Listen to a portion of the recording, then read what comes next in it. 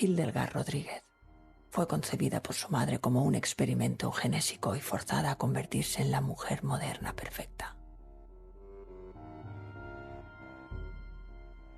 La eugenesia es una filosofía social que defiende el perfeccionamiento de los individuos a través de diversos métodos de intervención manipulada y selección artificial. Surgió a finales del siglo XIX, muy vinculada con el darwinismo social, y fue utilizada, por ejemplo, por los nazis durante el Tercer Reich, como base para llevar a cabo esterilizaciones forzosas masivas o genocidios. En España, antes de que Hitler subiera al poder, nació una niña cuya vida entera, desde su concepción hasta su muerte, fue planteada como un experimento eugenésico de su propia madre. Esta es la historia de Hildegard Rodríguez, la Virgen Roja.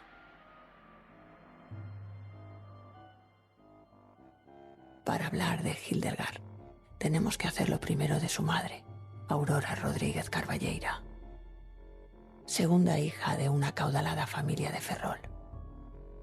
Aurora creció en un entorno de comodidades y enriquecimiento intelectual que despertó su mente y la introdujo gracias a la influencia de su padre en el pensamiento del socialismo utópico.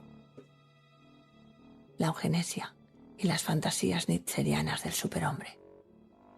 Cuando rondaba la veintena, la joven tuvo que encargarse del hijo de su hermana mayor, un niño llamado José, en el que Aurora se volcó y al que convirtió en un precoz y virtuoso pianista, a base de severa disciplina y constancia.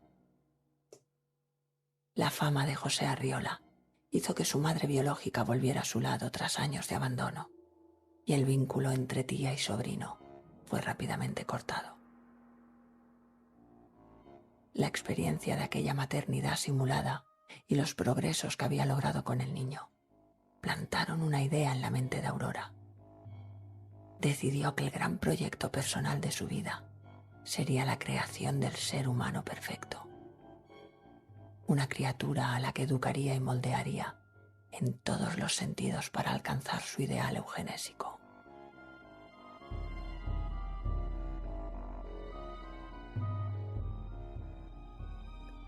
Aurora planteó toda esta situación con verdadero distanciamiento científico, viendo todas sus acciones como simples pasos que llevar a cabo dentro de una receta, guiada al pie de la letra. Dado que la fecundación in vitro no era una opción por aquel tiempo, Aurora pasó años buscando al candidato perfecto para que la inseminase, un semental. Se desconoce la identidad del afortunado elegido, pero se cree que fue un almirante de la Marina formado, inteligente y de buen ver. Cuando Aurora estuvo segura de que había quedado embarazada, se marchó a Madrid y no permitió que el padre se acercara a la hija, a la que llamó Hildegard, jardín de sabiduría en alemán.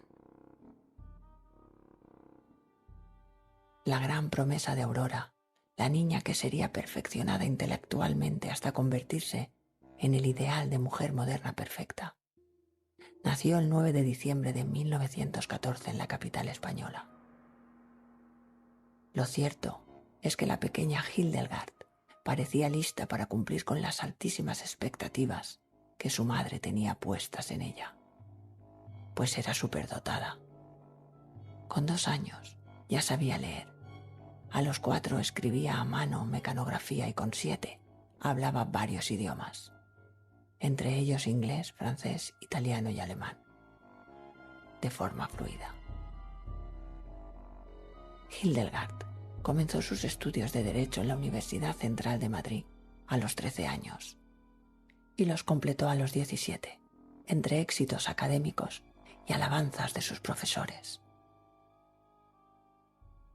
Esta formación se vería reforzada en casa, seguramente desde el propio nacimiento de la joven. Aurora hizo que Hildegard estudiase filosofía, sexología, ética y políticas, y llegó a dominar todas y cada una de ellas. Desde los 11 años se convirtió en una de las columnistas más respetadas de los periódicos de Madrid. y con 14 años ya había publicado varios libros. Como es lógico, la sociedad de la época sintió una fascinación inmediata por la brillante joven, que además había hecho su entrada en política al afiliarse a las Juventudes Socialistas del PSOE y llegar al cargo de vicepresidenta.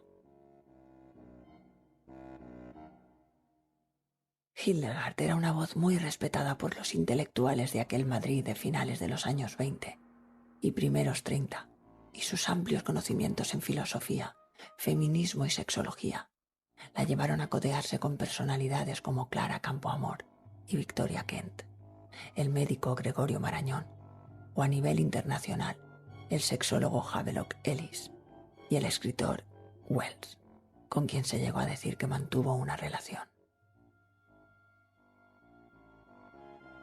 Hildegard era todo lo que su madre podía haber deseado, una mujer culta e inteligente, capaz de destacar gracias a su mente y de ser escuchada en una sociedad que seguía dando prioridad a las voces masculinas que a las femeninas. Sin embargo, conforme su hija crecía y se acercaba a la madurez, empezaba a mostrar síntomas de rebeldía y disconformidad con la encorsetada vida a la que la sometía su madre.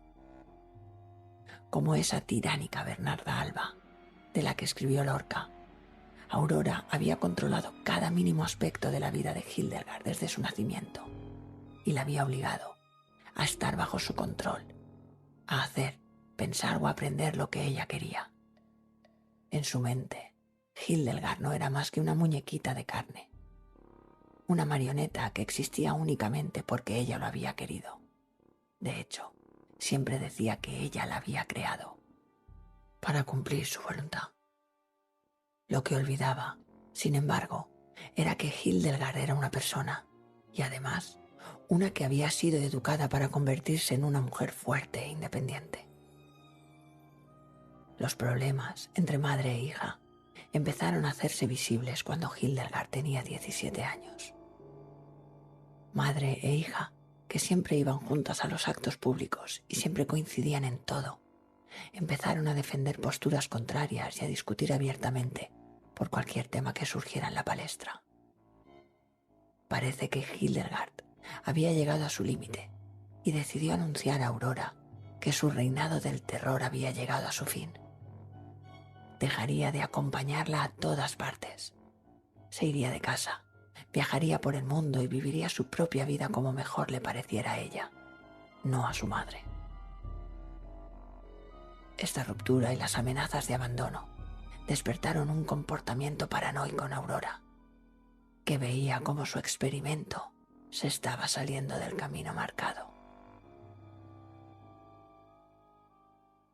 El 9 de junio de 1933, a primera hora de la mañana, Aurora mandó a la criada a hacer unos recados y, una vez sola, entró en la habitación de Hildegard. La joven todavía dormía, momento que Aurora aprovechó para sacar su arma y descargar 4 tiros, 3 en la cabeza y 1 en el corazón a bocajarro. Hildegard murió en el acto y Aurora salió tranquilamente de la casa y fue a visitar al abogado José Botella Asensi, quien le aconseja que se entregue y confiese el crimen. El juicio contra Aurora Rodríguez fue muy mediático, tanto por lo morboso del caso como por la fama que Hildegard se había ganado en tan pocos años. Aurora confesó el crimen desde un principio y todo el proceso estuvo más centrado en si lo había hecho bajo un estado de enajenación mental o si era perfectamente consciente de sus actos. La tesis que perduró fue la segunda y Aurora Rodríguez fue condenada a 26 años de cárcel que comenzó cumpliendo en la prisión de Ventas, de donde sería llevada hasta un centro psiquiátrico para mujeres en Cienpozuelos. Moriría en 1956 como consecuencia de un cáncer que no quiso tratarse. Las declaraciones y documentos que se conservan de Aurora demuestran la frialdad y desapego con el que veía y razonaba los hechos. casi desprovista de cualquier elemento humano. Decía que su hija había nacido como fruto de un plan perfectamente preparado, ejecutado con precisión matemática y con una finalidad concreta. Nació con un objetivo determinado, con una misión ideal de la que no podía desviarse por ninguna debilidad humana.